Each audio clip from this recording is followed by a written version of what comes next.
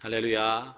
불타는 금요일 밤, 오늘도 주의 은혜를 사모하여 성전에 혹은 각 집에서 말씀 앞에 나오시는 모든 분들에게 넘친 하나님 은혜가 함께 하시기를 바랍니다. 은혜를 사모하는 사람, 구하는 사람, 찾고 두드리는 사람에게 하나님 은혜를 주십니다.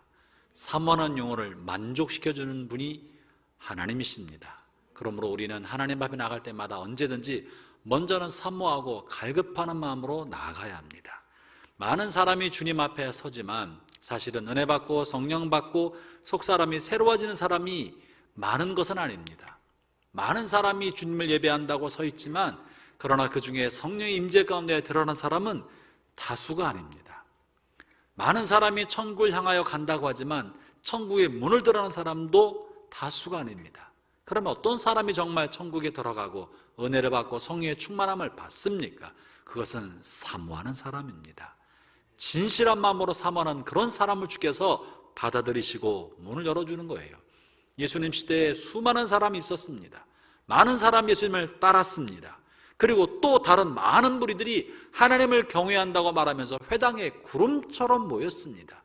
그러나 예수님을 따랐던 다수의 수천 명의 사람들 중에서도 예수님이 부활 승천하신 다음에 교회 공동체를 만들도록 남아있는 사람은 소수였습니다. 십자가까지 따라온 사람은 정말 소수였습니다. 승천하기 전에 성령을 받을 거라고 말씀하시면서 성령 받았던 마가다락방에 머물렀던 사람은 120명밖에 되지 않았습니다. 많은 사람이 하나님을 경외한다고 하고 회당에 모였지만 율법을 연구한다고 수많은 사람이 있었지만 그러나 율법과 예배를 통하여 그리스도를 발견한 사람은 정말 소수였습니다. 바리새인 중에서 극소수의 사람이 주님을 알아보았습니다. 어떤 사람이 그런 겁니까? 진리에 대한 목마름을 가지고 있는 사람, 신앙의 매너리즘과 습관을 따라 신앙생활하는 사람들은요 다 떨어져 나갔습니다. 그저 자신의 일상적인 삶을 살아갈 뿐이지 그 속에 계신 그리스도를 발견하지 못했고 또 그리스도를 좇는다고 하여도 자신의 육신의 필요를 만족시키는 분으로만 알고 있었지 십자가 앞에 섰을 때는 다 도망갔습니다. 그러므로 우리가 하나님을 예배할 때마다는 사모하는 마음과 갈급한 마음과 진리를 향한 목마른 마음으로 주 앞에 설 때, 그럴 때 그 사람을 위하여 하늘의 문이 열리게 될 것입니다. 전 우리 교회에 사모하는 사람들이 가득하기를 축원합니다. 구하고 찾고 하나님을 위해 목마른 사람들이 가득하기를 바랍니다. 그러면 그런 사람을 위하여 하늘의 문이 열릴 것이고 그런 사람이 두세 사람이 합심하여 기도할 때 하나님이 응답하여 주실 것이고 그런 사람이 회개하고 겸손한 마음으로 하나님을 향하여 간구할 때 이 땅에 만연했던 질병이 멈춰지고 이 땅에 만연했던 악이 일소되며 하나님의 거룩한 나라가 이 땅에 임하게 될 줄로 믿습니다. 하나님이 찾으시는 그 작은 사람, 그 적은 사람, 그 갈급한 그런 사람 되시기를 이 밤에 주의 이름으로 여러분을 축원합니다. 그런 표직 중에 하나가 금요 부흥 예배라고 나는 생각합니다. 갈급한 마음으로, 사모하는 마음으로 금요일 밤 시간을 떼어서 성전에서 혹은 여의치 않기 때문에 있는 처소에서 주 앞에 나가는 여러분들에게 하늘의 문이 열리기를 축원하는 것입니다. 시골의 어느 가정에 시골살이가 답답하고 싫어서 집을 뛰쳐나간 한 소녀가 있었습니다. 그저 호기심 반 재미 반으로 집을 가출하여서 도시로 도망 나왔습니다. 그러나 시골 소녀가 도시 생활하는 것은 여의치 않았습니다. 돈을 벌 길도 없고 잠잘 곳도 없습니다. 그래서 먹고 살기 위하여 이리 굴러 다니고 저리 굴러 다니고 몸과 마음이 만신창이가 되어서도 자신이 정상적인 삶을 살 수가 없다는 것을 마침내 발견하게 되었습니다. 이미 몸과 마음은 돌이킬 수 없을 만큼 망가져 버렸습니다.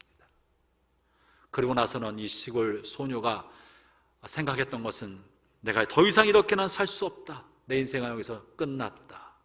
아무도 나를 이제는 사랑해 주지 않고 환영해 주지 않고 결혼해서 가정을 꾸린다는 것은 꿈만 같은 일이고 나는 다 망가져 버렸다. 마침내 생각하기를 집에 돌아가서 엄마 아빠 얼굴 한 번만 보고 죽어야지. 그런 생각을 하고 고향으로 돌아갔습니다. 그러나 혹여라도 가는 길에 옛날 동네 사람들이 알아볼까 봐 늦은 밤 아무도 다니지 않는 깜깜한 심야에 동네 마을에 도착하였고 어두운 마을길을 지나서 집 문 앞에 이르게 되었습니다. 집 문에 보았더니 집 문이 활짝 열려 있었고 마당 안쪽에는 자기가 옛날에 심어두었던 꽃들이 이렇게 펴 있는 모습을 보게 되었고, 마당에서 함께 언니 오빠들과 어울렸던 그 마당이 어두컴컴한 하지만 이렇게 어렴풋이 보이는 거예요. 그리고 불은 다 꺼졌고 적막한 밤이었습니다. 마당을 바라보고 꽃밭을 바라보니 서름이 막 북돋쳐 올랐습니다. 한참 울고 나서 그저 쌀의 문에 기대어서 혼자 중얼거립니다. 아빠, 엄마. 작은 소리로 아빠, 엄마를 부르면서 흐느끼고 있는데 갑자기 안방불이 확 켜지는 거예요. 그리고 문이 활짝 열리더니 누구야? 너냐? 큰 소리가 나는 거예요.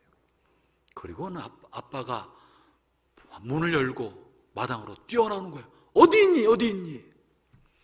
이 소녀는 도망가지도 못하고 그 자리에 아빠한테 붙들렸습니다. 왜 이제 왔니?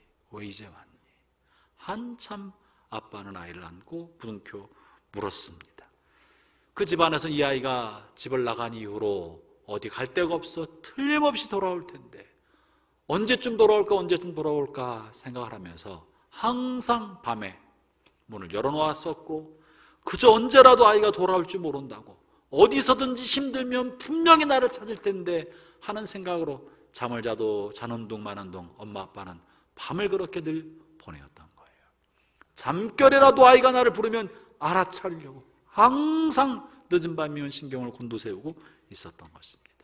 그러다가 문 밖에서 아빠, 엄마 하는 소리가 바람결에 꿈결처럼 들렸지만 그 소리를 알아차리고 아빠는 방문을 열고 달려나갔던 것입니다. 여러분, 그것이 부모의 마음입니다. 그것이 하나님의 마음입니다. 이런 마음이 예수님께 전해주신 탕자의 비유에 얼마나 잘 묘사되어 있습니까? 탕자는 가산을 다 탕진하고 돌아갔지만, 그리고 감히 하늘을 쳐다보지도 못하고 아버지 이름을 부를 생각도 못하고 그저 멀리서 집을 향해 오고 있을 때, 날마다 동구 밖에 나가서 아들을 기다렸던 아버지는 멀리서 희미한 점처럼 지나오지만 그 흔들리는 모습이 자기 아들의 모습과 너무 닮았기 때문에 뛰어가서 아이를 안고 울고 입 맞추고 그 손에 반지를 끼워주지 않았습니까? 그것이 하나님 아버지의 마음입니다. 다른 사람들은 탕자를 다 놀리고 주변 사람들은 다 저 아이가 가산을 다 말아먹었다고 호로자식이라고 욕을 하고 있고, 이 소녀를 향해서 온갖 욕설을 다 퍼부을 수 있지만 아빠와 엄마의 마음은요, 하나밖에 없는 내 새끼, 금쪽 같은 내 새끼입니다. 누가 뭐래도 나에게는 내 살끝이요, 내 눈동자같이 아끼는 자기 자식인 것이 부모의 마음입니다. 이때 부모는요, 아이가 지난날 무엇을 했는지는 하나도 중요하지 않습니다. 이 아이가 나를 찾아왔다는 그거 하나만으로 지난날 했던 모든 잘못은 다 용서받고 다 사라집니다. 그게 아버지, 어머니의 마음이고 탕자의 비유를 통해 보여준 주님의 마음입니다. 호세아에서 말하고 있는 하나님은 바로 그러한 하나님이에요. 음란한 여인 고멜을 끊임없이 사랑하면서 돈 주고 데려왔던 선지자 호세아를 통하여 주님이 반복해 말해주고 있는 것은 돌아와라, 이제라도 회개하고 돌아와라, 입으로만 하지 말고 마음으로 회개하여 돌아와라. 그러지 않으면 너가 이렇게 이 상태로 멸망할 것이다, 심판받을 것이다, 끔찍한 재앙이 너 앞에 이를 것이다. 그러니 돌아와라. 이것이 호세아에서의 주제인 것입니다. 오늘 본문에서도요, 이런 아버지의 마음, 어머니의 마음, 이스라엘 백성을 자식처럼 여기는 하나님의 마음이 오늘 본문에 너무 잘 묘사되어 있습니다. 1절을 한번 볼까요? 같이 한번 읽어보겠습니다. 시작. 이스라엘이 어렸을 때 내가 사랑하여 내 아들을 애굽에서 불러냈거늘. 이스라엘 백성을요, 아들이라고 묘사합니다. 아들이라고 묘사해요. 어디서 불렀다고요? 애굽에서. 이스라엘 백성이 애굽에서 나올 때 애굽에서 어떤 삶을 살았습니까? 잘 먹고 잘 살았습니까? 종노릇했습니다. 노예살이를 살았습니다. 언제부터라고요? 어렸을 때부터. 어렸을 때부터 종노릇하는 삶은 얼마나 비극적이고 고달프고 비참한 삶이었습니까? 날마다 삶이 한숨과 원망으로 살아갔던 숱한 세월을 이스라엘에서 보냈습니다. 아침에 눈 뜨면 아무 희망이 없는 노예 삶이었어요. 오늘은 채찍으로 몇 대나 맞을까? 오늘은 밥을 제대로 먹을 수나 있을까? 오늘은 노역관이 얼마나 득달할까? 하루하루 저녁만 되어서 일이 끝나기만 학수고대하는 것이 노예의 삶이었습니다. 그런 상황이 있을 때 하나님 이들을 불러내어 주셨습니다. 자녀 삼아 주셨습니다. 그들이 하나님을 찾지도 않을 때 하나님이 자녀 삼아 주시고 불러내 주셨습니다. 여러분, 왜 하나님이 이스라엘을 불러내신 겁니까? 노예에서 왜 부르신 겁니까? 본문에 의하면요, 사랑하는 아들을, 본문에 사랑하는, 내가 사랑하여 애굽에서 불러냈다. 하나님이 우리를 이 세상의 종노릇하고 죄악의 종노릇했던 우리를 선택하셔서 부르시고 자녀 삼아 주신 이유는 뭡니까? 사랑하기 때문에 그렇습니다. 하나님 여러분을 사랑하시기 때문에 이 세상에서 하나님 없는 삶을 살았던 우리를 부르셨습니다. 하나님에 대해서 관심도 없고 살던 우리를 그 마음에 품으시고 그 마음에 담으셨다가 때가 찬 경로를 따라 불러내셨습니다. 하나님 우리를 부르시는 방법은요, 여러 가지 방법이 있어요. 우리 모태로부터 선택받은 부모님의, 신앙의 부모님 아래 태어나게 하심으로 부르셨고, 습관적인 신앙생활 하다가 어느 순간 우리 영혼 깊은 곳에 성령으로 말미암아 하나님을 인격적으로 알 수 있도록 우리를 또한 불러내 주셨습니다. 혹은 어떤 때는 전도자 친구를 통하여 손에 이끌려서 교회로 나오게 하심으로 불러내 주셨습니다. 교회 나와도 그저 습관적으로 일상적으로 여러 다른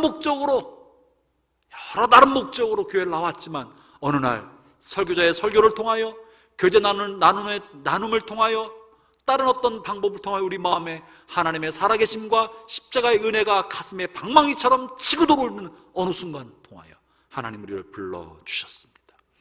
왜 부르신 거예요? 왜 우리의 마음을 두드리신 거예요? 왜 우리로 하나님을 알아차리게 만드신 거예요? 사랑하기 때문에. 이렇게 죄의 종노릇하여 희망 없는 죽음으로 가고 있는 이 세상에서 그저 살다가 멸망당하지 않게 하기 위하여 우리를 사랑하셔서 이름을 불러서 불러내 주신 것입니다. 하나님은요, 우리를 한 번만 찾아서 부른 것이 아니라 반복해서 불러서 곁길로 갈 때마다 불러내시고 불러내셨습니다. 예레미야 7장 25절에 보면요, 하나님께서 이스라엘을 부르시는 모습을 이렇게 설명하고 있는 바가 있습니다. 예레미야서 7장 25절의 말씀입니다. 함께 보죠. 시작.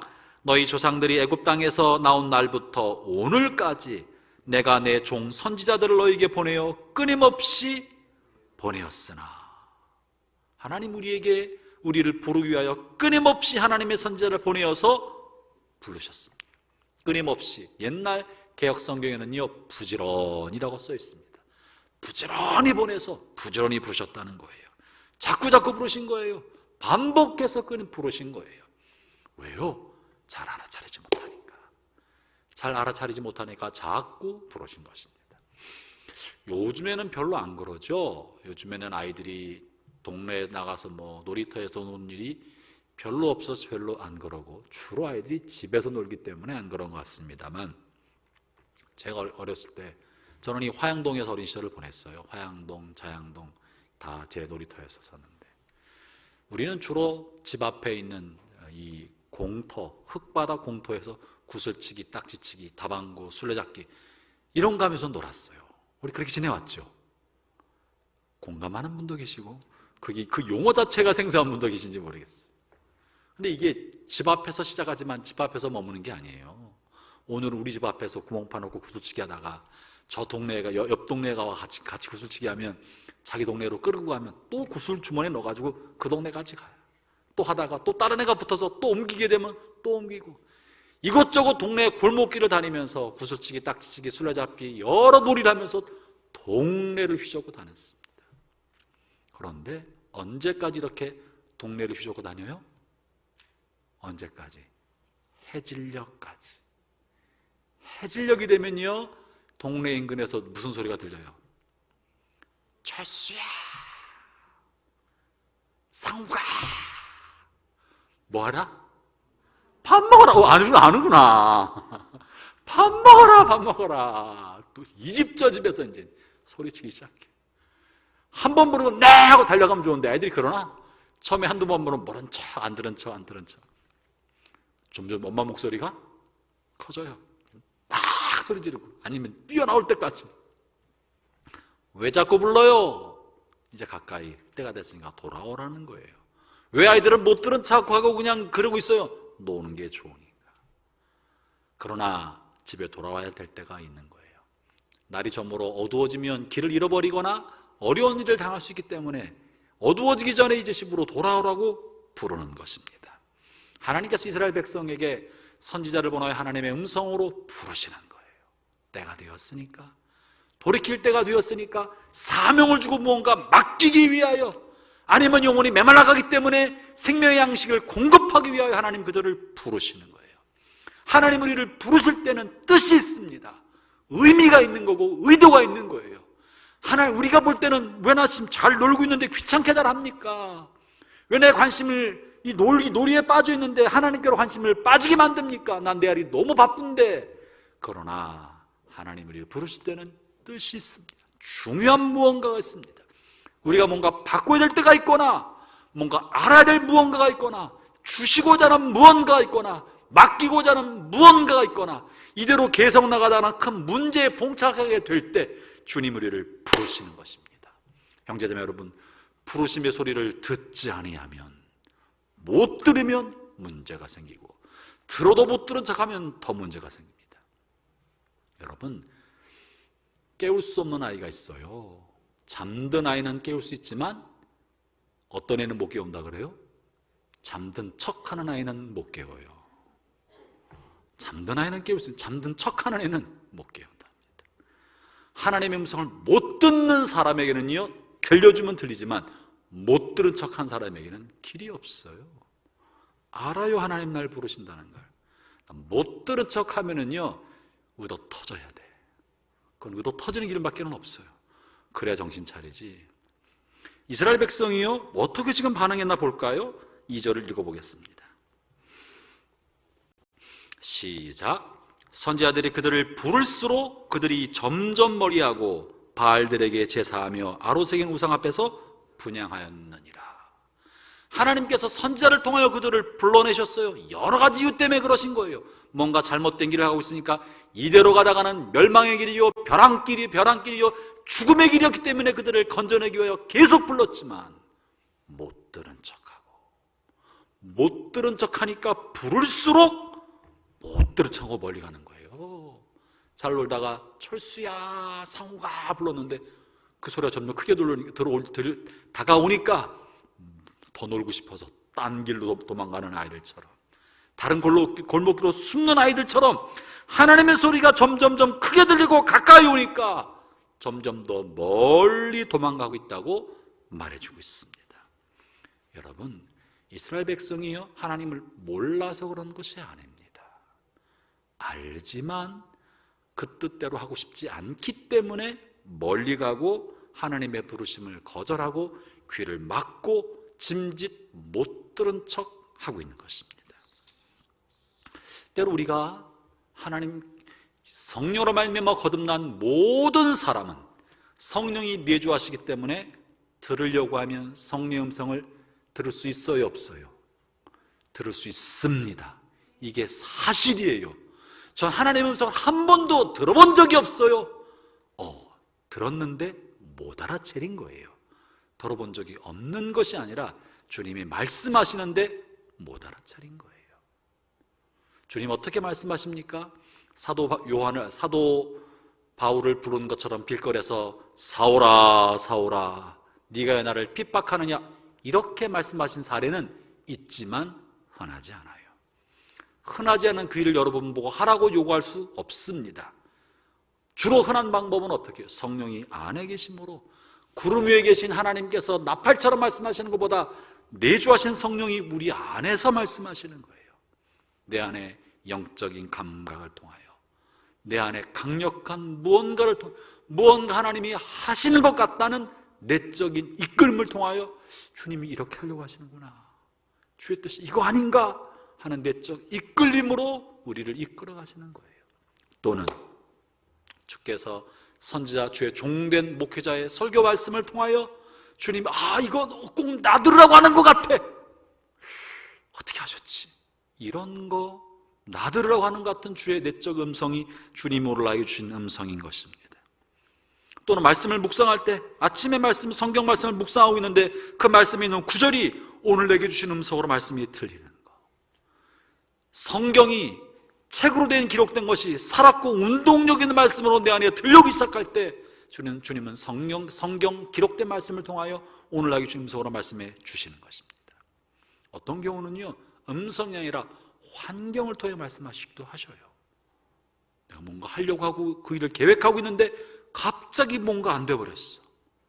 안 되는 순간 내가 어딘가를 나쁜 계획을 세워서 가는 길에 누군가 달려가면서 몇 개를 쾅 쳐서 나를 쓰러뜨렸어.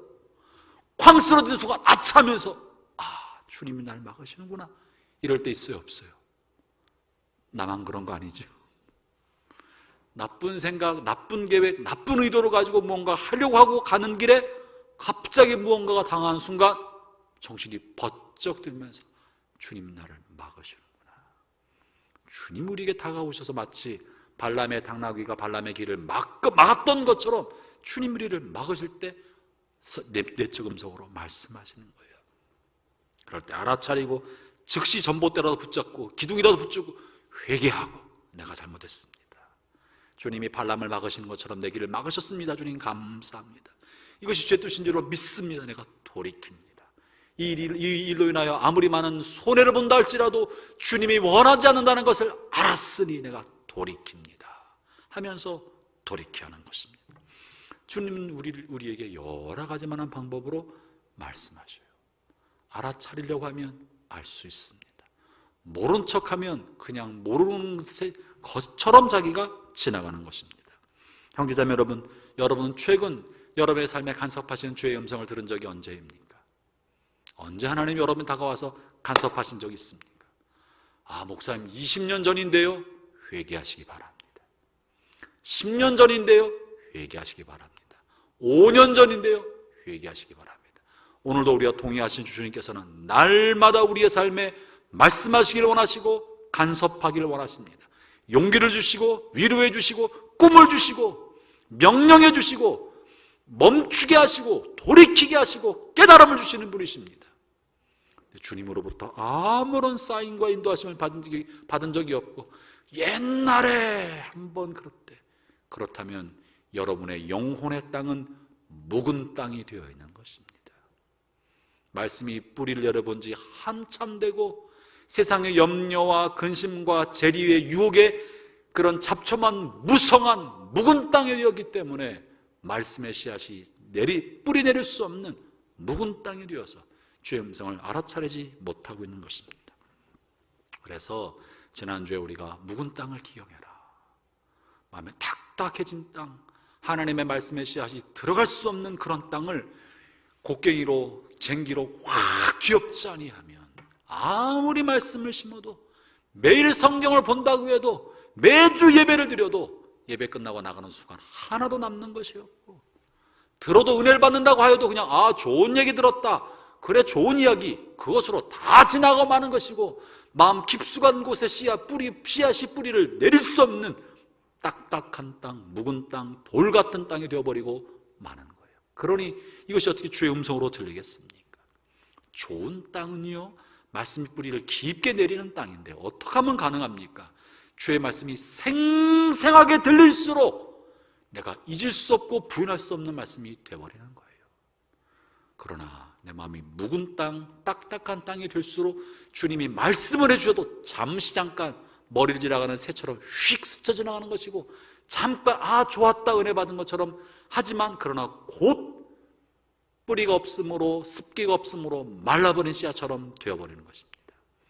주님과의 생생한 교제를 하려면 마음밭을 갈아엎고 주의 말씀이 깊게 뿌리를 내리도록 어떤 말씀을 해도 주의 말씀을 신중하게 듣고 무거운 마음으로 받아들이는 사람이 될 때 우리는 주님과 살아있는 교제를 나누는 주의 백성이 될 수 있는 것입니다. 이스라엘 백성은 이렇게 주님이 자신들을 선지자를 통하여 부르실 때에도 그 마음이 불순종하기로 마음먹고 자기 뜻대로 살려고 마음먹었기 때문에 점점 멀어졌습니다. 그런데 놀랍게도요, 이 점점 멀리 가는 이스라엘 백성을 향한 주님의 마음이 어떠하냐? 이 3절은 참으로 기가 막힙니다. 야, 어떻게 이럴 수가 있을까? 3절을 보여주는 주님의 마음은 기가 막힙니다. 점점 멀리 가고 갈수록 멀어지는 그들을 향하여 3절은 그러나라는 말로 시작합니다. 3절 같이 읽어보죠. 시작. 그러나 내가 에브라임에게 걸음을 가르치고 내 팔로 안았음에도 내가 그들을 고치는 줄을 그들은 알지 못하였도다. 그러나 이 말이 무슨 말이에요? 내가 이렇게 부르고 이렇게 찾고 이렇게 그들을 가까이 끌려고 하지만 그럼에도 불구하고 그들이 나를 버리고 떠나간다. 그럼에도 불구하고 나는 그들을 이끌어주고 있다. 걸음마를 가르치고 있다. 내가 그들을 이끌고 있다는 이야기를 해주고 있는 거예요. 이스라엘 백성은 하나님이 부르시고 돌보시고 계신데도 자꾸 도망가고 있고 자꾸 도망가는 그들을 향하여 주님은 그러나 내가 너희를 끝까지 따라간다. 내가 너를 끝까지 붙든다. 내가 네 곁에 있다는 하나님의 강한 의지가 이 안에 들어있는 것입니다. 그러면서 주님이 에브라임은 북쪽 이스라엘을 대표하는 말입니다. 에브라임은요 불순종하고 우상 숭배하는 나라라는 뜻을 담고 있습니다. 북이스라엘은 처음부터 베델에 우상을 세웠던 그런 패역한 우상 숭배 나라였어요. 그러니까 북쪽 이스라엘을 대표하는 지파 이름이 에브라임입니다. 에브라임아 부를 때는요 우상 숭배하는 너희들아 라는 의미가 들어있는 거예요. 야고바라고 이스라엘을 칭할 때는 남유다와 북이스라엘을 통틀어서 내 아들아 내 자식이다라는 의미가 담고 있을 때 야고바 혹은 이스라엘아 이렇게 말하는 거고, 에브라임아 할 때는 특별히 북이스라엘만 딱 집어 말하는데 그들은 우상 숭배하는 나라, 우상 숭배하는 내 백성이라는 의미가 그 안에 들어있는 거예요. 그러나 내가 에브라임에게 걸음을 가르치고 내 팔로 안았다. 여러분, 이 걸음마를 가르치는 아빠의 마음, 엄마의 마음이 들어있는 거예요. 아마 여러분 가운데 어린아이를 두신 분들도 계십니다. 또 걸음마 단계를 지나서 유치원 다니고 초등학교 다니는 아이를 두신 분들도 계실 것입니다. 또 어떤 분은 아직 아이를 가져보지 못했기 때문에 조카의 걸음마를 옆에서 보았던 분들도 계시리라고 생각합니다. 부모가요 가장 감격일 때는요 엄마 할 때랑 오빠인데 자기한테 아빠라고 들렸다 그러는, 이렇게 자기를 부르는 것처럼 착각할 때 이 세상에 가장 행복한 순간이에요. 그리고는 기던 아이가 손잡고 걸을 때, 손잡이를 하다가 손을 띄고 흔들흔들하면서 한 발을 떼어놓을 때, 이때는 감격스러운 시간입니다. 아이가 한 번 걸으면 그 다음부터는 뛸까요? 오늘 걸었으면 다음날은, 오늘 한 발을 내었으면 다음날 두 발을 걸을까요? 오늘 한 발 내었다가 다음날 일어나지 못할 때도 있어요.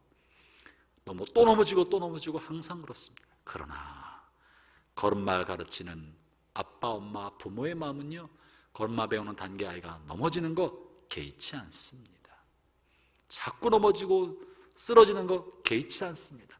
아이가 일어서려고 하는 마음만 있으면, 엄마 아빠의 손을 붙들고 서려고 하는 마음만 있으면 언제나 부모는 희망입니다. 불순종으로 말미암아 쓰러져도 다시 일어나서 손 붙들고 서고 발에 힘만 들어가고 있으면 희망해요. 얘는 걷는다. 좀 있으면 걷는다. 좀 있으면 뛸 것이다.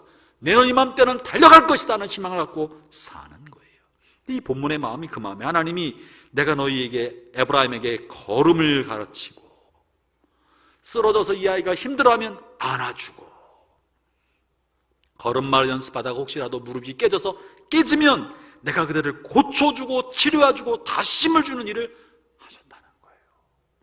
왜 그런 거예요?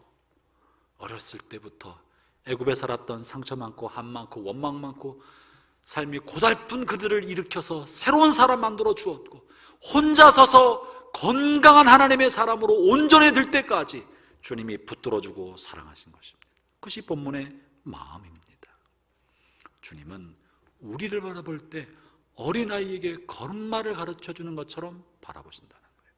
사랑하는 형제자매 여러분, 하나님 우리에게 율법을 주신 것은요, 엄격하게 높은 수준의, 마치 거지를 데려다가 왕궁의 왕자처럼 만들어주고 왕들의, 귀족들의 습관과 문화를 몸에 강제로 심어주려는 것이 아닙니다. 억지로 우리로 하여금 높은 수준의 천사 같은 영적 존재의 삶을 살도록 우리에게 강요하는 것이 아닙니다. 율법과 하나님의 말씀은 우리 삶을 풍요롭게 만들고 행복하게 만들고 사람답게 만드는 길이기 때문에 이 일을 제시해 주는 것이고, 그럼에도 불구하고 우리 안에 노예 근성, 육신의 근성, 죄악의 근성이 남아있으니까 반듯하게 새로 만들어주기 위하여 성령으로 거듭나게 하시고 발걸음을 하나부터 처음부터 발걸음부터 훈련시키고 가르쳐 주려고 하는 우리 인도에 주시는 거예요. 그렇기 때문에 다시 우리의 본어게인, 다시 태어나서 인생을 살아가면서 어린아이 시절을 살아가고 걸음마를 배우면서 불순종으로 쓰러지고 육신의 힘이 약하여 쓰러지고 의지가 박하여 넘어지는 것을요, 주님은 개의치 않습니다. 그것 때문에 낙심할 것이 아닙니다. 내가 예수님을 10년 20년 믿어도 이 모양 이 꼴이군요 라고 좌절할 것이 아닙니다. 중요한 거는 주님 손을 붙들고 주님, 내가 다시 일어서겠습니다. 다시 일어서겠습니다. 내 곁에 계신 주의 손을 붙들고 서려는 마음, 그래서 이 거친 세상을 당당하게 살고자 발을 내어딛는 그 용기, 하나님은 그것을 보시는 것이지 우리가 백미저 선수가 돼서 빨리 달리라고 말씀하시는 것이 아닙니다. 형제자매 여러분, 여러분의 삶의 걸음이 느리고 신앙의 성숙과 인격의 성숙이 더디달지라도 낙심하지 마십시오. 중요한 건 내가 하나님 손을 붙들고 일어나고자 하는 마음, 하나님은 그것을 보는 거예요. 힘내라, 내가 네 곁에 있다. 지금은 더디 가도 언젠가 너는 일어설 거야. 지금은 말이 더듬더듬하고 떠듬떠듬하고 잘 말을 못해도 언젠가 내가 준 밥을, 이유식을 잘 먹고 열심히 먹고 함께 있다 보면 입이 열리게 되고 말문이 터지게 되고 발걸음이 가볍게 될 거야. 내가 네 곁에 너를 돌본다 하는 것이 아버지 된, 어머니 된 하나님의 마음인 것입니다. 하나님 우리에게 율법 주신 것은 그런 거예요. 하나님 우리 이렇게 부모로 우리를 인도해주고 계신다고 말씀하십니다. 그러면서 안아주고 치유해주고 다치면 고쳐주고 걸음걸이가 흔들흔들할 때는 일으켜 세워서 걸음을 가르쳐주고, 그러면서 또 어떤 방법으로 우리에게 양육했는가 그 다음 절에 실려 있습니다. 4절에는요 이제 깐난장에서부터 조금 걷기 시작할 때 하나님이 우리를, 어린아이 같은 우리를 어떻게 돌봐주셨는지가 실려 있는데요, 4절을 읽어봅니다. 시작. 사람의 줄 곧 사랑의 줄로 그들을 이끌었고 그들에 대하여 그 목에서 멍에를 벗기는 자같이 되었으며 그들 앞에 먹을 것을 두었노라. 주님 우리를 어떻게 이끌었다 말하고 계시냐면요, 사람의 줄 곧 사랑의 줄로 너희를 이끌었다. 할렐루야. 사랑의 줄로 이끌었다고 말씀하십니다. 이 사랑의 줄은 사람의 줄 그리고 사랑의 줄이에요. 첫 번째 사람의 줄 곧 사랑의 줄이라고 말했는데, 하나님을 이끄실 때는요 하늘에서 천사의 음성을 통해 우리를 양육하고 훈련한 것이 아니라 우리가 똑같은 사람을 통하여 우리를 돌보셨다는 거예요. 이거는 대단히 중요합니다. 하나님께서 하늘에서부터 천사를 보내어서 우리에게 교훈해 줄 수 있겠습니까? 없겠습니까? 있습니다. 하나님 동시에 하나님의 모든 백성의 꿈에 나타나서 주의 음성을 들려줄 수 있습니다. 그러나 하나님이 천사의 소리나 꿈에 나타나는 소리로 하나님 말씀해 주신다면 하나님의 말씀은 우리의 삶과는 너무 동떨어진 이야기가 될 거예요. 하나님 거는 하나님 편의 이야기지요. 천사들이나 할 수 있는 거지요. 인간 우리는 못합니다. 우리는 한계가 있고 죄성을 가진 사람이라 하나님 원하시는 그런 삶은 살 수가 없어요 라고 응답하며 하나님과 우리가 질적으로 다른 존재만 자꾸 강조할지도 모릅니다. 여러분 들어보세요. 목사인 제가 여러분에게 이렇게 사세요, 세상 생활할 때 이렇게 사셔야 됩니다. 정직하게 사세요. 또 세금 잘 내세요. 이런 말이 더 공감이 돼요? 똑같이 사업하는 친구가 정직하게 삽시다, 세금도 잘 내고 삽시다, 세상 똑바로 삽시다. 누가 더 공감이 돼요? 물론 목사 말이 나랑 똑같은 친구가 해준 이야기가 공감이 되고 더 마음에 결단하기 쉽고, 그렇지, 나도 할 수 있겠다고 생각이 되는 거예요. 목사님이잖아요. 목사님 맨날 성경 보고 맨날 기도하고 맨날 교회에 있으니까 우리 삶 얼마나 아신다고요. 우리 삶이 얼마나 힘든 줄 아세요? 목사는 게 얼마나 힘든 줄 아세요? 직장생활 안 해봤으면 말하지 마세요. 얼마나 힘든데. 미안하지만 제가 옛날에 영성훈련하면서 신부님들과 대화를 해본 적이 있었어요. 신부님이 가정생활에 관해 얘기하길래 속으로, 당신이 뭘 한다고? 이거 부부가 갈등 이렇게 해서야 됩니다 얘기하길래, 당신이 뭘 하신다고? 그런 말이 다 일어나더라고요. 입으로는 표현하진 않았어요. 부부생활은요, 당신 생각하는 것처럼 이상적인 것만은 아니에요. 책상에서 책으로 할 수 있는 게 아니에요. 삶은 다른 거예요. 이런 말이지 난단 말이죠. 우리 하나님께서 우리에게 말씀하실 때 천사의 소리를 통해 얘기하셨다면 하나님 것은 천사들이 할 수 있는 이야기죠. 그랬을 거예요. 그런데 하나님이 그러한 심부름 방법을 통하지 아니하고 사람의 줄로, 사람을 통하여 우리에게 양육하시고 우리 이끌어 주신다는 거예요. 뭔 말이에요? 공감하시고 우리의 눈높이로 내려오시고 우리의 삶의 자리에서부터 인도해 주신다는 거예요. 여러분, 이것은 굉장히 중요합니다. 우리가 다른 사람 양육하고 돌볼 때 여러분 천사처럼 다른 사람에게 말하지 좀 마세요. 본인도 하지 못하는 것을 다른 사람에게 마치 나는 다 잘하는 것처럼 말하지 마세요. 사람의 줄로 하나님이 이끌어 주셨다고요. 우리도 육신을 가지고 있는 사람이니 연약하고, 우리도 욕심이 있는 사람이기 때문에 물질의 유혹 앞에서 흔들릴 수 있는 사람이라는 것을 인정하고, 우리도 남성과 여성으로 있기 때문에 정욕적인 문제 앞에서 흔들릴 때가 있는 연약한 사람이라는 것을 인정하고, 우리도 세상을 살아가는 외롭고 고독한 사람이기 때문에 명예욕과 권력욕과 사람 앞에 인정받고 싶어하는 마음이 다 깔려있는 기본적인 사람이라는 것을 인정하고, 다른 양육하는 성도와 순원과 자치회 식구들과 다른 성도를 대해야지, 나는 마치 천사인 것처럼, 나는 그런 것이 없는 것처럼. 여러분, 어떻게 그럴 수 있습니까? 주님 우리를 사람의 줄로 이끌었다는 것이요, 그게 사랑의 줄입니다. 공감해 줄 수 있는 줄입니다. 우리의 삶의 자리에서 자신을 낮추어서 우리를 돌보신 주님의 마음인 것입니다.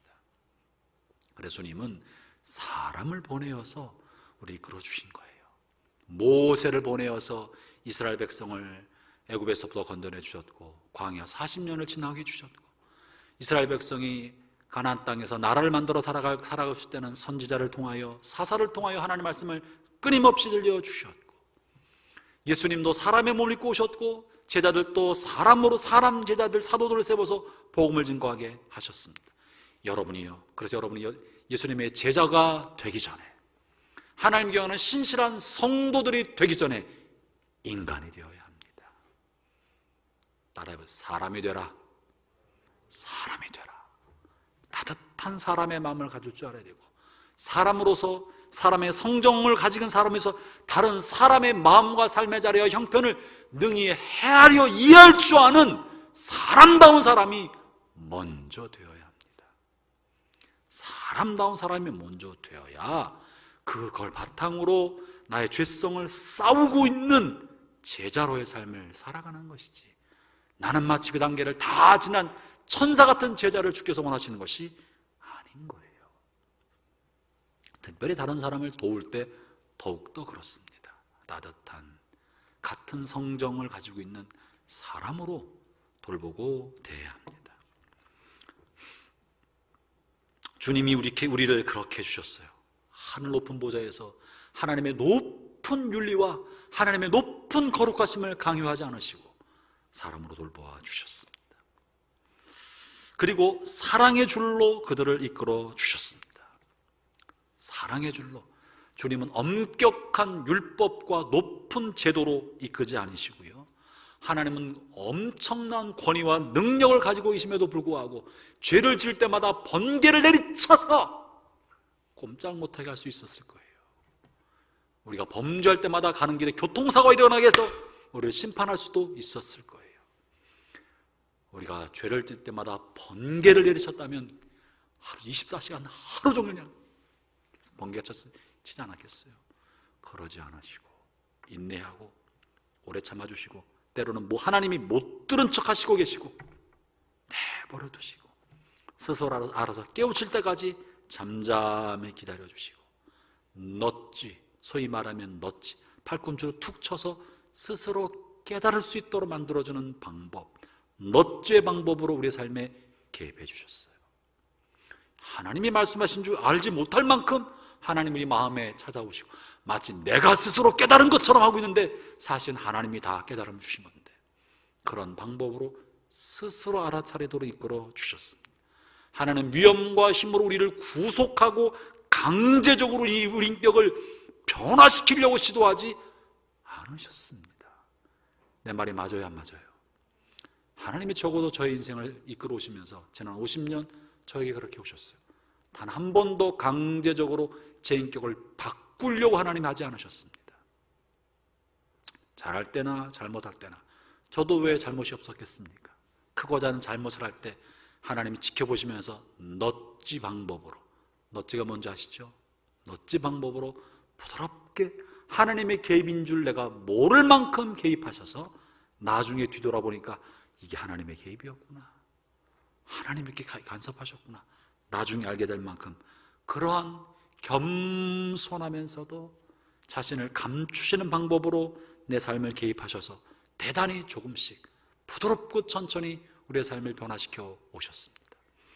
여러분이요, 다른 사람을 인도하시는 순장님, 자치의 리더님, 재직 부서장님, 또 어느 정도 다른 사람을 이끌어갈 수 있는 위치에 계신 여러분이요, 타인의 인격을 순식간에 변화시키려고 시도하지 마십시오.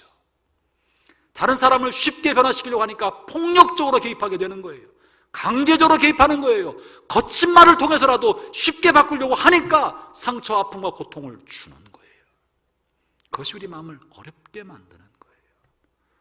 어린아이는 좌우를 분별하지 못할 때는 무언가 옳은 줄을 알려줄 필요가 있으니까 명확하게 가르쳐주지만, 이미 알만한 사람들은요, 말하지 않아도 알아요. 남이 나를 바꿔주려고 하면 화가 나는 법인 거예요.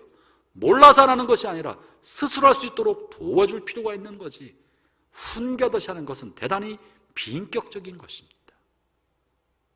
사랑의 줄로 부드럽게 인도해 주는 것입니다. 헌신도 마찬가지입니다. 절대 헌신은 강요로 일어날 수 있는 것이 아닙니다. 강압을 통해 할 수 있는 것이 아닙니다.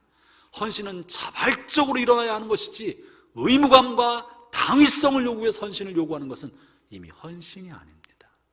그 사람 눈치 보고 하는 것이 어떻게 헌신이라고 할 수 있겠습니까? 그 사람 눈치 보고 일은 해낼 수 있지요. 눈치가 보이니까. 그럼 하나님 그걸 어떻게 기쁘게 받으시겠습니까? 자기 자신이 어떻게 기쁨이 되겠습니까? 스스로 깨닫고 자발적 헌신할 수 있도록 조금 더 기다려주고 용기를 북돋아주고 격려해 주어서 할 수 있도록 도와주는 더디가지만 부드럽게 하는 방법을 찾아야지, 무언가 빨리 하려고 하니까 급한 마음에 폭력적인 언어와 폭력적인 방법, 언어를 통해 동원하게 되니까 거친 공동체가 될 수 있게 되는 것입니다. 주님은 사람의 줄, 곧 사랑의 줄로 그들을 이끌었다. 그리고 그들의 삶에서 그들을 무겁게 만드는 멍에를 꺾어주었고 벗겨주었고, 오히려 스스로 할 수 있는 힘을 공급해주기 위해서 먹을 것을 앞에 차려주었다. 이것이 4절의 이야기입니다. 먹을 차려주고 장애가 될 만한 것, 그들을 부담스럽게 만드는 멍에를 벗어주고 스스로 일어날 수 있도록 만들어 준 것이죠. 하나님 우리를 사랑의 줄로 이끌어 주셨습니다. 마치 하나님이 보이지 않는 것처럼 이끌어 주셨습니다. 보이지 않게 이끌어 주셨더니 이스라엘 백성은요, 하나님이 자신을 이끄심을 몰랐다. 3절에 본 것처럼 알지 못했다. 알아차리지 못할 만큼 하나님 그렇게 이끄셨던 것입니다. 저는 여러분들이 여러분의 가족을 이끌 때나 주변 사람 이끌 때 그 사람이 알아차리지 못할 만큼 부드러운 방법으로 개입하되 인내와 오래 참음과 끝없는 기도함으로 조급하지 말고 부드럽게 개입해서 그 사람 안에 선한 영향력을 줄 수 있는 겸손과 인내를 갖게 되기를 축원합니다. 우리 주님이 그렇게 하신 것처럼, 주님이 우리를 다루시는 것처럼 그렇게 할 수 있는 용기와 겸손과 인내를 갖게 되기를 바라는 것입니다. 자, 이렇게 주님이 하셨어요. 그런데 이스라엘 백성은 어떻게 했습니까? 하나님께 돌아오기를 싫어하고 여전히 머물러 있었다고 말합니다. 5절을 읽어보겠습니다. 5절 함께 읽겠습니다. 시작. 그들은 애굽 땅으로 되돌아가지 못하겠거늘 내게 돌아오기를 싫어하니 아수르 사람이 그 임금이 될 것이라. 여러분, 이렇게 변화는 어려운 거예요. 빨리 변화를 원하셨으면 하나님 이렇게 하셨겠습니까? 어떤 사람은 빠른 변화가 일어나지 않으니까 강제로 개입해야 되는 건 아닙니까? 강하게 책망해서라도 뭔가 변화를 이끌어내야 되는 아닙니까? 라고 요구하는 사람들이 있을 수 있습니다. 그러나 주님이 여러분의 삶을 어떻게 다루셨는지 생각해 보세요. 주님도 아셨지만 기다리시는 거예요. 되돌아오기를 요구하고 기다리고 있었지만 싫어하면 주님은 기다리시는 거예요. 스스로 알 때까지. 그러다 만약에 안 돌아오면 어떡합니까? 할 수 없는 거지. 그러나 주님이 할 수 없는 것을 끝내지 않고요, 주님이 끝내 어떻게 하신가 봅시다. 주님은 끝까지 그들의 인격을 존중해주고 자발적 선택을 존중해주고 자유의지를 존중해 주시는 게 사랑입니다. 여러분, 주님은 우리가 주님을 거절하고 지옥을 선택하는 것도 존중해 주신다는 사실을 아십니까? 지옥을 안 보내는 것만이 사랑이 아니고요, 저는 이해할 수 없는 하나님의 사랑의 깊이는 그가 하나님을 거절하고 죽음의 길로 갈 때 그것도 존중해 주신다는 거예요. 그만큼 하나님은 각 개인의 자유로운 의지의 것을 존중하신 분이신 것입니다. 이렇게 끝까지 거부하는 것, 이것은 거역하는 마음이고요, 하나님이 어린 시절 돌봐줬던 하나님의 은혜에 대한 배은망덕인 것입니다. 자, 이렇게 어떻게 이런 배은망덕을, 또 이런 거역하는 마음을 7절에서 또 이렇게 소개하는데요. 7절은 읽어보시죠. 얼만큼 그러나 함께 읽겠습니다. 7절 시작. 내 백성이 끝끝내 내게서 물러가나니 비록 그들을 불러 위에 계신 이에게로 돌아오라 할지라도 일어난 자가 하나도 없도다. 주님의 표현이 보시죠. 내 백성이 끝끝내 내게서 물러난다. 오휴. 주님은 끊임없이 부른다고 말씀하고 계시고 이들은 끝끝내 따라가지 않고 거역하고 물러간다. 주님이 그들을 향하여 위에 계신 이라고 돌아오라고 계속 말을 해도 일어나 돌이키는 자가 없다. 본문에 보면요, 끝끝내 내게서 물러난다, 이 표현이요, 결심하고 물러난다라는 원어로 되어 있습니다. 결심하고 물러난다, 안 돌아오겠다는 마음으로 물러난다는 말인 거죠. 하나님이 우리가 이렇게 불순종하려고 작정하는 것, 하나님의 은혜를 망각하고 하나님을 거역하고자 하는 본성이 있는 거예요. 여러분, 우리의 본성 속에는 아담과 하와가 선악과를 따먹고 거역했던 것처럼 본성 깊은 곳에는 거역의 본성이 있다는 걸 인정해야 합니다. 우리는 전적으로 하나님을 순종하는 것이 약하고, 우리 안에는요, 아담이 하나님을 거역하고 타락한 이래 죄성 중에는 거역의 본성이 들어있어요. 이 거역의 본성은 하나님 모든 권위에 대해서 불편하게 여기고, 누군가 내 머리에, 내 위에 있어서 날 이끄는 것에 대해서 불편하게 여기고, 권위를 별로 좋아하지 않고, 어떤 때는 권위로부터 보호받고자 하는 마음도 있지만 적지 않은 경우에 내 위에 누군가 있는 것을 불편하게 여기는 거예요. 싫어하는 거예요. 내 마음대로 하고 싶은 마음이 있는 거예요. 하물며 하나님을 향해서도 그렇습니다. 하나님에게 순종하고자 하는 마음도 있는 반면에 깊은 곳에서는 나를 내버려 두세요, 내 마음대로 하도록 하는 마음이 있는, 그게 거역의 마음입니다. 그게 심해서 이제는 결심하고 끝끝내 돌아오지 않는 배은망덕과 거역으로 드러났던 것이죠. 이런 백성에 관해 주님이 어떻게 이제 결과를 하느냐, 8절부터가 이젠 이 끝끝내 물러나는 이스라엘 백성을 향한 주님의 마음입니다. 8절 읽어보겠습니다. 시작. 에브라임이여, 내가 어찌 너를 놓겠느냐? 이스라엘이여, 내가 어찌 너를 버리겠느냐? 내가 어찌 너를 아드마같이 놓겠으며 어찌 너를 스보임같이 두겠느냐?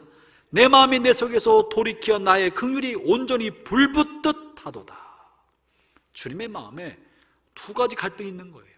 하나는 공의와 정의를 세워야 된다는 하나님의 마음, 이 불의하고 악한 백성을 향하여 그의 자식을 다 죽이고 태시마저도 다 죽여서 아예 민족을 멸족시키고자 하는 공의의 마음이 한면에 크게 자리 잡고 있고, 또 한쪽 마음에는 내가 어떻게 이 백성을 버리나, 얘들이 몰라서 이러는 것이지, 얘들이 육신의 몸을 입고 있기 때문에 그렇지, 마귀에게 속임당해서 그렇지, 이 사람들 내가 이들을 어떻게 버리나 하는 하나님의 긍휼과 자비가 마음에 또 한 구석에 있는 거예요. 지금 그 마음을 표현하는 거예요. 그 중에 지금 본문의 8절의 마음은요, 이 자비의 마음, 긍휼의 마음, 사랑의 마음, 헤세드, 인애의 마음이 속에서 불이 일어난 거예요. 긍휼이 불타듯 일어나서 어떻게 이들을 나라 멸망시켰습니까? 본문에 스보임과 아드마는 뭐냐 하면 소돔과 고모라 성 옆에 있는 작은 성들입니다. 소돔과 고모라 옆에 있는 성들이었고, 이들은 소돔과 고모라가 음란으로 인하여 유황불로 불탈 때 그 옆에서 같이 타락하여 같이 멸망받은 성읍으로 알려지고 있습니다. 그래서 본문 스보임과 아드마는 소돔과 고모라라는 말로 대치해서 읽으면 우리가 이해하기가 더 쉽습니다. 본문은 내가 어찌 너를 그 옛날 소돔성처럼 불에 심판받도록 놓아버리겠느냐? 내가 너희를 어찌 그 옛날 죄로 말미암아 심판받았던 스보임처럼 똑같이 그들의 멸망 가운데 던져놓을 수 있겠느냐? 그럴 수 없다. 이는 하나님의 마음이 표현된 거예요. 본문에 어떻게 해서 그렇게 하겠냐? 어찌 너를 버리겠느냐? 여러분, 하나님 우리를 때로는 책망하시고 나무랄 때도 있고 우리를 흔들 때도 있지만, 그러나 우리가 하나님께로 돌이키기를 원하시는 것입니다. 주님을 향하기를 원하시는 것입니다. 주님의 마음은 그들을 불러 위에 계신 이에게로 돌아오라고 하는데 그들이 거부하고 있지만, 위에 계신 하나님께로 돌아오기를, 마음을 돌이키기를, 그런 걸 위해서 일어나는 자가 없다고 그랬어요. 일어나 돌이키기를 바라는 것입니다. 형제자매 여러분, 최근 지난해 올해 들어서 여러 가지 많은 일로 제 마음에 고통이 있고 아픔이 있습니다. 이것은 최근에 한국교회가 너무 세상으로부터 욕을 먹고 지탄을 받고 있고, 이것이 뭐 한두 달이 아니고 1년 내내, 지난해 2월달 신천지로부터 시작했는데 신천지 이단이라고 말하였지만 교회라고 나오면서 그때부터 얼마나 한국교회가 지탄을 받았습니까? 신천지를 교회라고 표현하고 언론으로부터 사회로부터 지탄을 받았던 것은 교회 안에도 신천지 같은 요소를 가지고 있는 것이 적지 않게 있었기 때문에 도매금 싸잡아서 비난을 하여도 어떻게 할 길이 없었어요.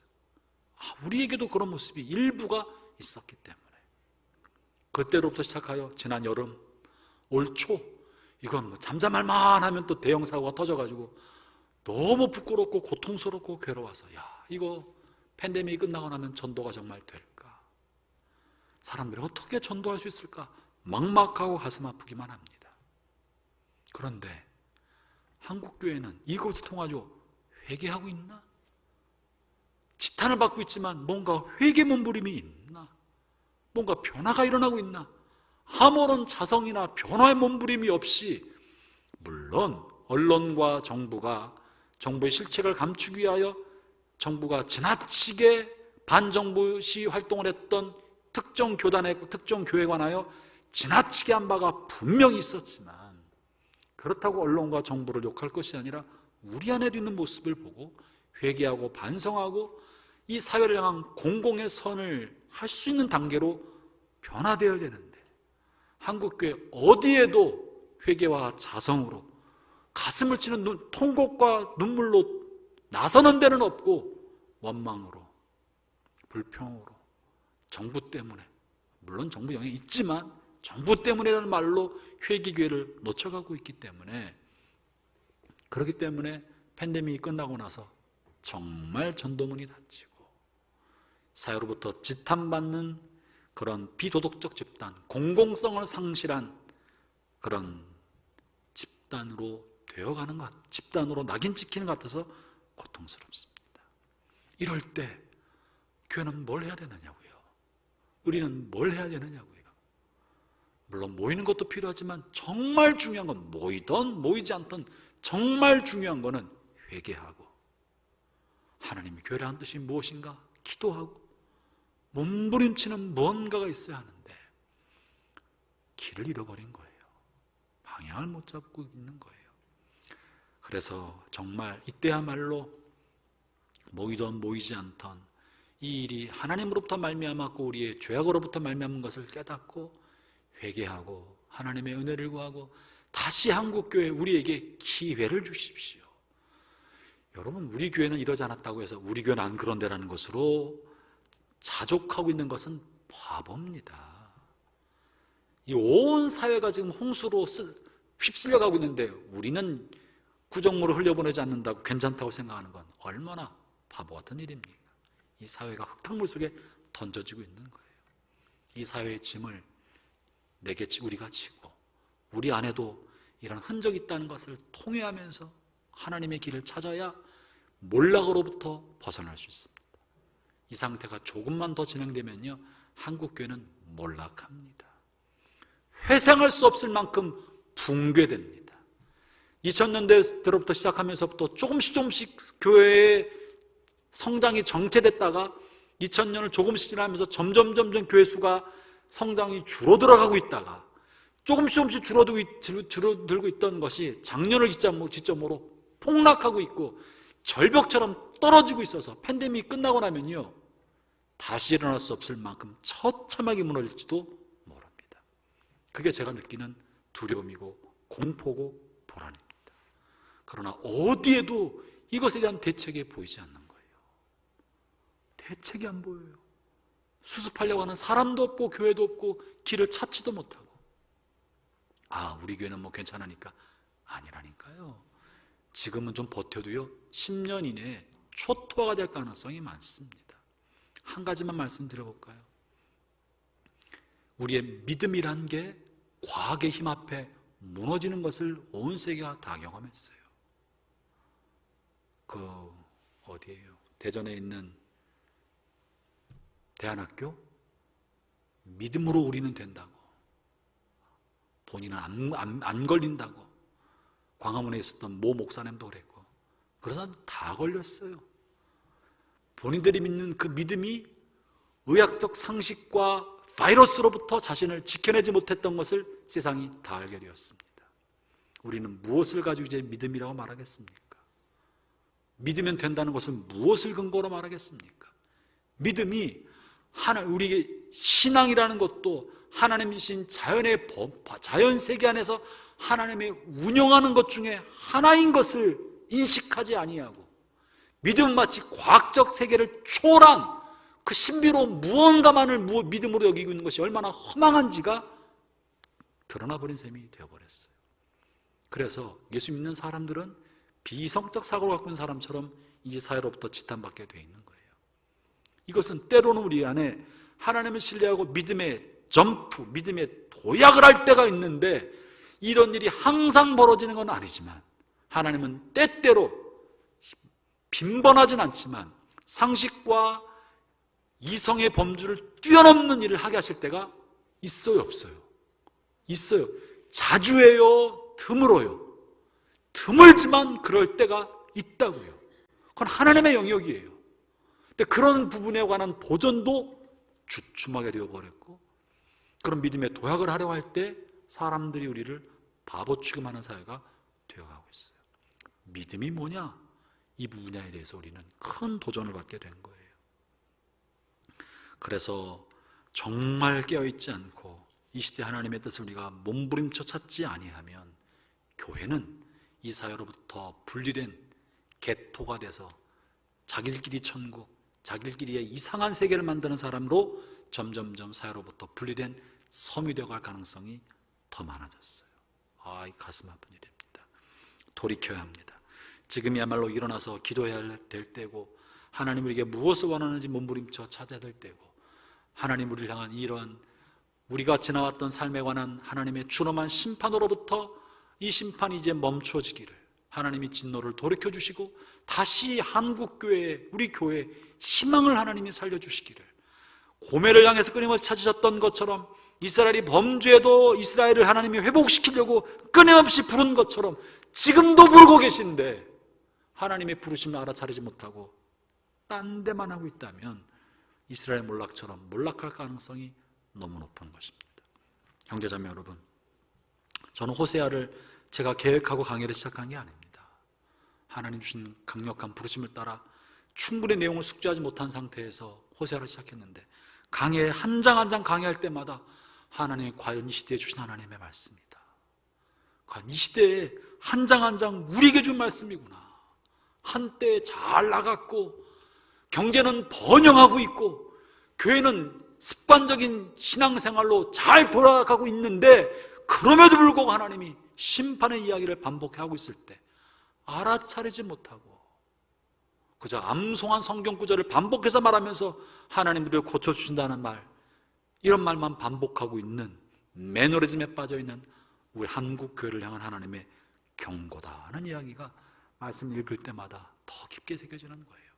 그러하다면 우리가 이 호세가 다 끝나기 전에, 또 이 위기와 어려움이 다 끝나기 전에 내면으로부터 돌이키고 회개하고 하나님 앞에 돌이켜야만 희망이 있지, 그러지 않으면 우리는 몰락한 북이스라엘처럼, 영원히 역사 가운데 지워져 버린 북이스라엘처럼 몰락의 길을 갈지도 모릅니다. 형제자매 여러분, 기도합시다. 하나님 앞에 살려달라고 부르짖읍시다. 몸부림칩시다. 주님은 우리가 주님을 찾으면 고치시겠다고 말씀하고 계십니다. 이거는 그냥 형식적으로 기도하자는 말이 아닙니다. 누군가는 이것을 주의 음성으로 듣고 누군가는 이것을 붙들고 씨름하고 몸부림친다면 하나님이 그 한 사람을 보면서 엘리야를 보고 살려주셨던 것처럼 기도하는 누군가를 통하여, 우리 여러분을 통하여 한국교회와 교회를 살릴 줄로 믿습니다. 기도하겠습니다.